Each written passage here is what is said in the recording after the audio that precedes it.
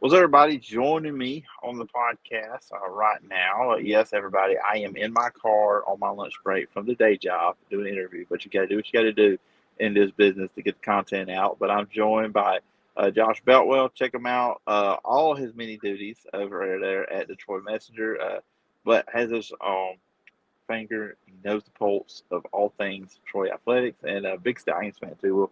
We may have a few minutes of Stallions talk here at the end, but Josh, appreciate you coming on. I told you off air. I think this is the first time we've actually talked Troy basketball. All the times I've talked to you, but appreciate you coming on for a few minutes. My pleasure. Anytime. It kind of feels like, we're going to lead with basketball here.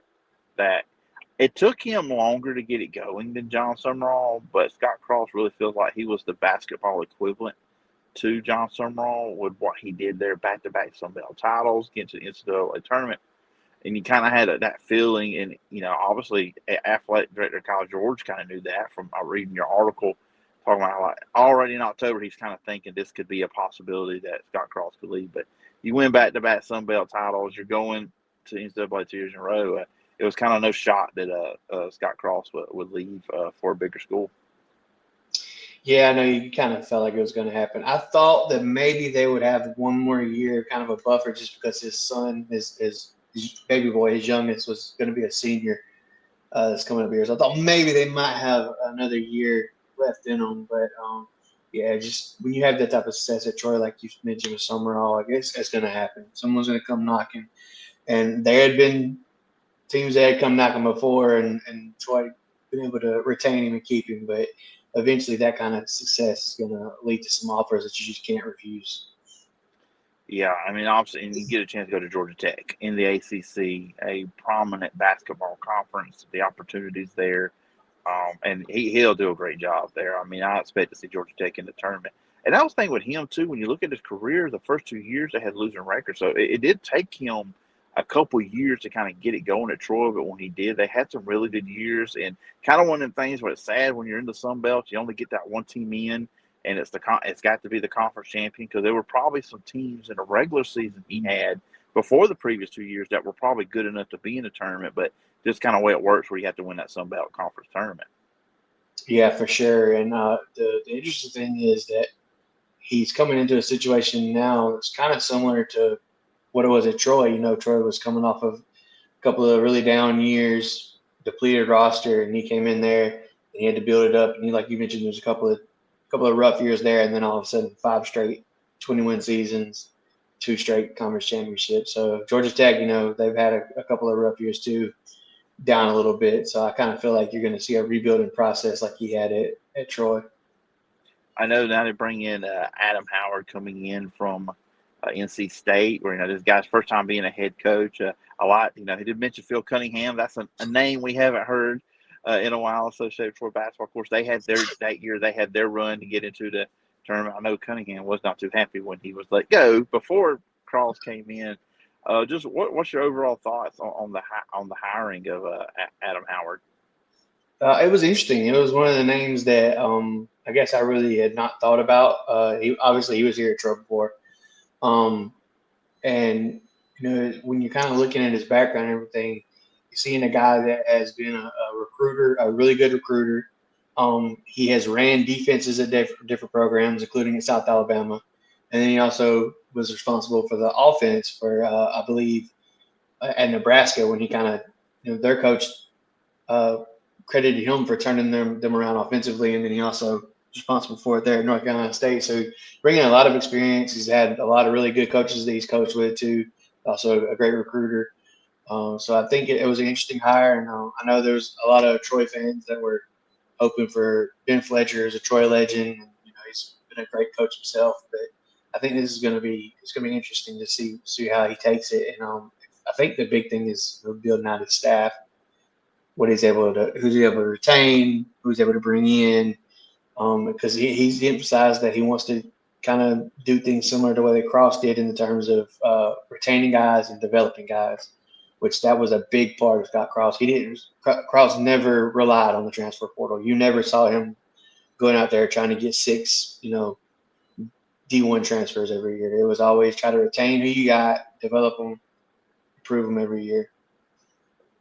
Yeah, that was one thing. 'Cause I think off of last year, because you lose four guys off last year's tournament team, and he didn't. What was it? One transfer comes in, and he just pretty much developed the guys that you brought in through the high school ranks, and look what it did again. Now I will say this about the coaches that Howard's been under: just don't take too many characteristics away from Will Wade. That's one thing I would probably uh, would say on that one, which I know. I guess now Will Wade can do what he did at LSU. Now at LSU, without getting in trouble because it's It's legal legal now. now. So yeah, so all the things he did then, I guess it'd be okay now. But now Troy has lost some guys. But with basketball, it's kind of one of them deals. I think even more football. Of course, lesser players, obviously, but with basketball, you see it a lot of times. You almost have to rebuild a roster when a new coach comes in because guys leave through the portal. Kind of shocking, Thomas Dowd leaving. Local guy, kind of felt okay because he was the one guy that stayed from last year. He's hit the portal. You've got Bo Campbell leaving. Valdez also as well, according to 2-4 Sports, where they have the portal set up. So it's kind of like now with Howard. Do you think there's a chance those players could be brought back to Troy, come back to Troy, and he's pretty much, if not, he's going to really rebuild this roster? I don't know. I kind of feel like, especially, I think Dowd's probably going to get plenty of interest from a lot of big schools. Probably Victor Valdez too. Retaining the Campbell brothers would be really huge, just for multiple reasons. But I think it's going to be difficult to retain these guys because I think there's probably going to be a ton of offers for all of them. Which today I think technically the transfer portal opens for everybody. Yeah, we had the national championship game on Monday night, and then midnight the portal opens.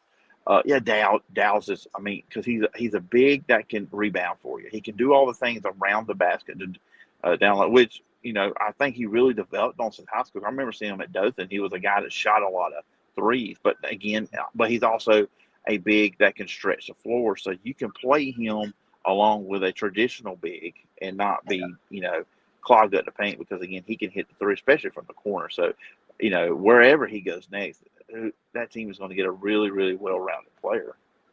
Yeah, anytime you can get a big that's physical but can also, like you mentioned, stretch the court and be able to shoot the threes, and he's also really good defense, good shot blocker, probably the best rebounder in mid-major basketball. So, yeah, I think in terms of transfer portal guys and from mid-majors, he's probably up there in the top 10, probably, in my mind. Now, I might get in trouble here because obviously I write for the Auburn Wire, but I will say this: if he wants to stay in state, he actually may be a fit for Alabama, and they've got some spots because Nate Oates wants to shoot the three, and Mm-hmm. also with Alabama, their deal. I think the last couple of years is they've really struggled with an inside presence defensively, so he would Yeah. be a good fit. I think in Tuscaloosa. I mean, a lot of different schools too as well, but that style I think would fit Nate Oates pretty good if that was something that could be in his position if one of the two in-state schools would want him. Yeah, that would be a big downgrade for arenas, but Yeah, Trojan Arena is the best arena in the state. it In is my good. It is a good looking arena, and I'm biased because that's going to be my future alma mater. Uh, let's talk football a little bit. Obviously, T-Day's coming up here soon on the 18th of April. A lot of people will be excited that day. I hate it when the three. I don't really care what South and UAB does, but I hate it when Alabama, Auburn, or Troy, any of them, are playing their spring on the same day, especially now since they're not televised. We're trying to go to them. But anyways, they'll be on the 18th. The big storyline going into this, obviously, year three under Parker. This is his third spring. I kind of look at it. Look, can Troy keep a quarterback healthy? I think that's a big thing with Goose. I mean, he's good when he's out there, but he can't stay healthy. And then Tucker's kind of up and down a little bit. They couldn't run the ball last year. I know they want to. I saw in the portal they really attacked it defensively. A lot of defensive players through the portal. As this spring has gone on and leading up to T-Day, what do you kind of see as the big storylines for Troy? offensive line is probably one of the bigger stories. There was a lot of struggles last year. You mentioned keeping the quarterback healthy. That's step number one in that.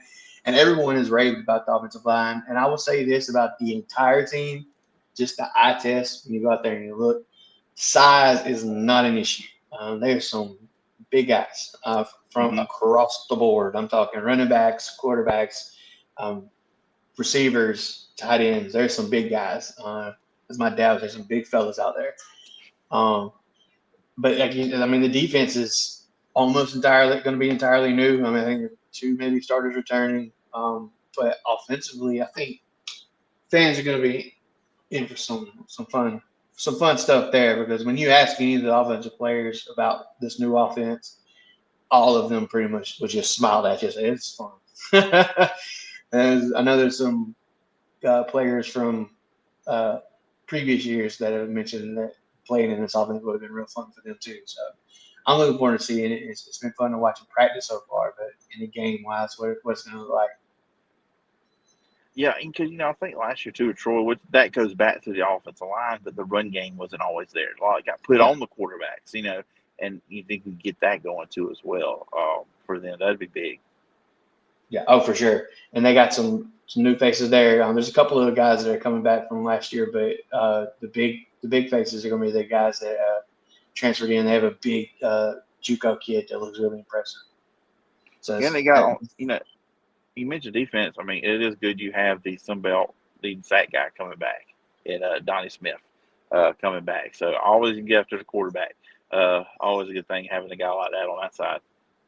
yeah, and the big thing for them that they're really working on pretty much all offseason is getting him to be more of a vocal leader. He's been one of those guys that's kind of lead by example, but he's been really actively trying to be more vocal, and I think that's kind of going to be a key for next year.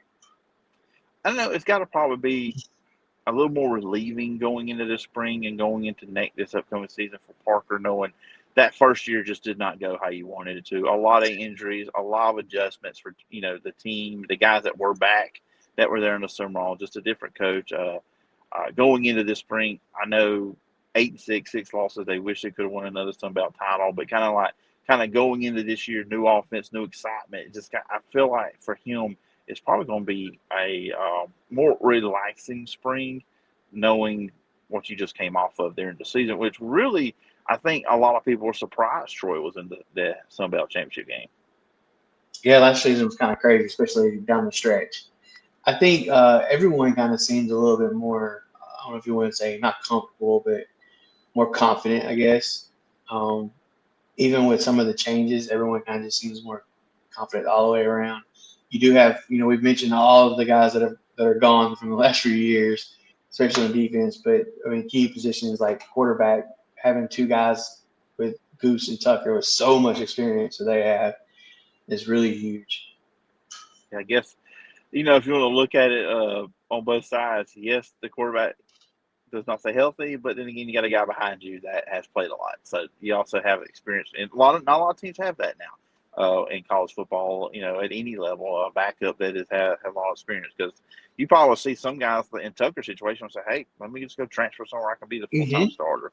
But he's still there, Absolutely.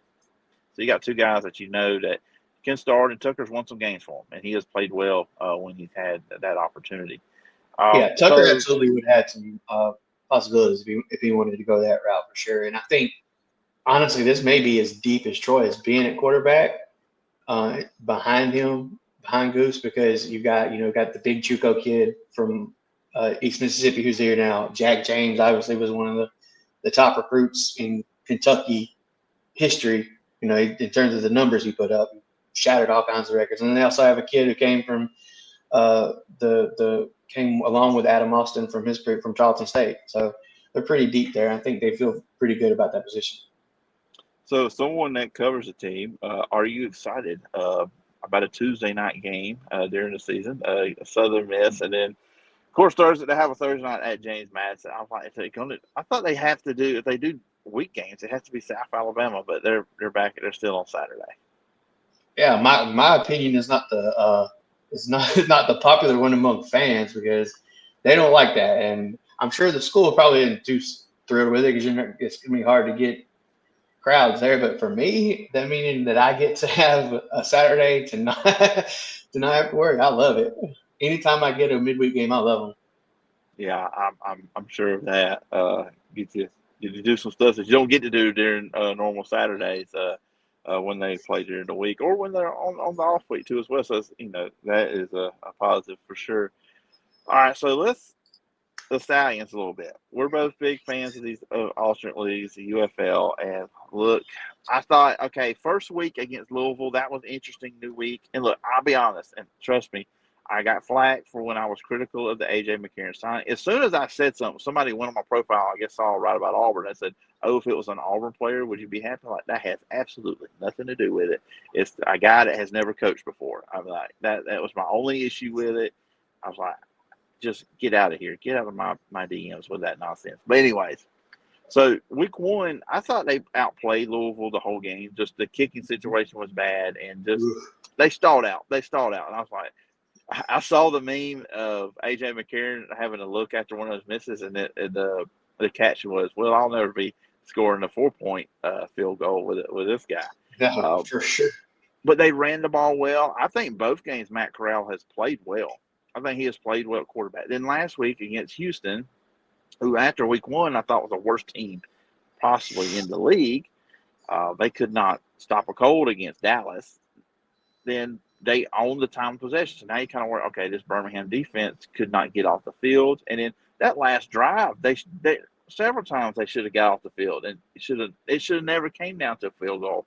She got the ball back. So just at 1-1, what's kind of like you're feeling with Birmingham? I'm kind of like they should be better than they have been with what they have on the roster. I think my views on the way the season is going is kind of like how I expected it. I was probably right there with you as being as critical of the decision to hire a no experience coach. I'm not talking about a no experience head coach. I'm talking about no experience coaching whatsoever other than what was flag football for a season. I don't know. I did not like that hire. AJ McCarron has an opportunity to shut everybody up, including me. I don't think they did that last week. I think they did a pretty good job the first game. I think it was pretty cool seeing Justin Ross make the game-winning touchdown. He's a guy that when he was at Central, I got to watch him and Marcus Jones battle each other every year for a few years. So that was really cool to see him, especially after all the injuries and illnesses that he's had, really since probably his sophomore year at Clemson. That was cool. The kicking game it's rough. It's bad. I think the issues we're seeing, even though I think probably anyone argue Birmingham, probably that's one thing you would have to give McCarron is that he put together a pretty great roster, but that's not bore out on the results so far. I think that's the problem with what we saw with everyone last year when you completely dismantle every single team, especially some teams with some guys that have been together for 2-3 years. Now all of a sudden you're having to put together brand new teams. No one's going to have chemistry right off the bat. It's a silly way to do football. It's a silly way to do a league. I have no idea why they would have done things the way they did with all the different drafts, and it made no sense. I think a lot of things that they're doing feels like they're wanting to get confirmed that football shouldn't be in Birmingham just so they can say "I told you so" when they take it out next year. So it's a struggle for me to follow it, and it's just a struggle because I feel like in the back of my head that we're probably going to be seeing the Dayton Stallions or the Utah Stallions next year or something, not Birmingham. And I think there's a lot of people that feel that way. So it's going to be interesting in 2 weeks, that first Birmingham game, what that crowd looks like. I don't know. It's hard for anybody to get chemistry this early on, and you got to hope that maybe those roster moves that were made, and I think some of the coaches that he hired too would did a really good job, honestly. So maybe when the team starts to gel a little bit better with the coaches, with each other, we'll be able to see the 3-time champions what they look like in the past. Yeah, absolutely. Because they got the talent, especially offensively. And I think they've done a good job defensively, forcing turnovers the first 2 games. Mm-hmm. They have done that, what they've been doing. So the talent's there. So if they can just gel, this team really should be. I think Dallas right now is just coming off week 1, which they play on Tuesday night. So obviously how they performed, you got to put them at the top. But I think Birmingham really is still in the top half of this league. So should be a playoff team. So anyways, as always, giddy up. Let's hope I get to make the post. The good guys have won again this weekend. That's always one of my favorite things to do. But And I Well, hope Josh, at the end of the year I get to say I'm an idiot and that AJ McCarron hire was one of the smartest things that we saw all year. So I hope that I'm absolutely. not someone that's rooting for their downfall for sure. Oh yeah, I'm one of those like I questioned it, but I'm also open minded about it. Let's see how it works. Let's just see if it works or not. But anyways, well, it'll be fun. Again, and that's the same day. That home game, the same day as the Troy 2-day game, and it should be interesting with what happens with this roster with basketball. So, a Yeah. lot of fun stuff here with Josh. And Josh, listeners, viewers want to follow you online, where can they find you? Find us at TroyMessengers.com. I'm on Twitter at Josh B Messenger, and we're on Facebook, Twitter, Instagram, everything as Troy Messenger. All right, everybody, go check out the Troy Messenger for all Troy related things. And Josh, appreciate your time, and look forward when we get this again. No doubt. And if you're anywhere in Troy, buy some ads. That's what we need. There you go.